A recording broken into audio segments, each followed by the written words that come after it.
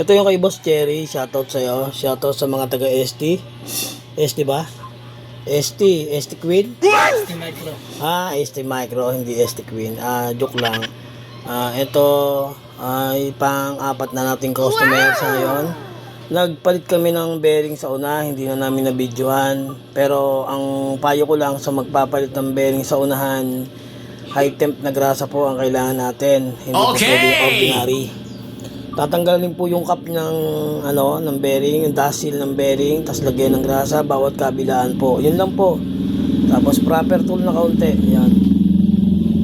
Meron po tayong video niyan sa mga susunod kasi kanina medyo busy, dami po kasing biglang nagawa kasi ako lang hindi na nagbibideo. Yan. Para po sa atin lahat yan. Yan. Kay boss. Ito po ay taga-upland, ibig sabihin po ng taga-upland, taga-taas na. Yan.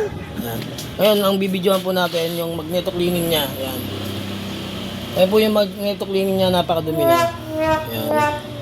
Isang taon po siya nagpa-CBT. Ngayon, hindi pa raw. Kailangan muna daw isang taon ulit. Ba next month, yan sabi niya. Kasi isang taon na yung CBT natin sa kanya. Ang tagal niya magpa-CBT. Siya, gawin na natin, let's go, pipinturahan, cleaning, yun na po, kulan. Eto na natanggal na natin, nilagyan natin ng W40. Ayan na, bunutin na natin, may puller tayo maganda, ayan. Ilang to, Odo? 29,000. 29,000, ayan. Tanggal na namin, walang kahirap-hirap. Good job. Salamat kay boss. Isin na natin, pinturahan, tapos na. Uwi na siya. Maya, tapusin na natin to. Kailangan natin magsuot ng goggles. Meron tayong grinder, meron tayong bala, brush. Para malinis natin yung magneto ni bossing kasi maraming kalawang. Medyo delikado to, risk tayo dito. Kaso kailangan ng safety. Iba yung pag-iingat lang. Hindi naman kailangan lahat paputing tanggal na talaga. Pero ma-happy ako lang kung tanggal yung kalawang. Ito, simulan na natin. Pagka nalinis na natin, napakita lang natin yung demo, ganyan.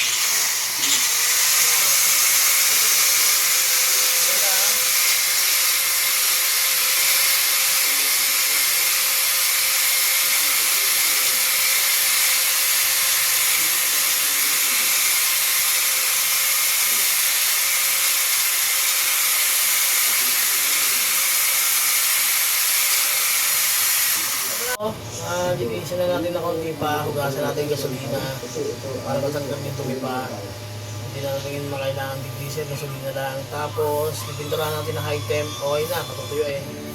Okay na, let's go. Ito, pininturahan na natin na high temp na silver samurai. Ayan. Kaya maganda yung pagkakalapat ng pintura kasi maganda yung pagkaka-ibras natin. Perfect! Ayan. Ayan. Samurai, syempre, shoutout sa samurai. Tapos nilinis natin ang gasolina, hindi tubig. Ayan, nilinis natin ang gasolina, hindi tubig kasi iniiwasan natin yung kalawang. Kahit anong pang patuyo mo dyan, may moisture pa rin ng tubig dyan. Kaya gasolina talaga pa sa amin. Saka na lang linisin niya kasi si bossing, taga upland. Ayan. Nandito na kami malapit na kami matapos. Ayan. Napinturahan na namin ng silver para makita yung mga marking ng pag kinun up. Makita yung mga nakasulat sa magneto. Ayan. Tapos mag-apply kami ng coolant. NMAX B2. Tag-ulan, tag-kalawang. Kaya kailangan pinturahan ng magandang pintura.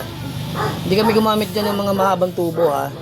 Cooler lang kami. Cooler. W40. Yan, tamang tools. Eto, nagsali na kami ng ulan. Nailagay na namin yung magneto pan, yung trace ng radiator. Lahat ng tornilyo nakakabit. Yung hose ng reservoir. Yan. Nagsali namin ng ulan. Mag-aantay na lang kami ng pagtaas ng bar. Tapos na. Maraming salamat kay bossing. Magneto cleaning, repaint, change bearing with high temp grasa. Maraming salamat po. Salamat.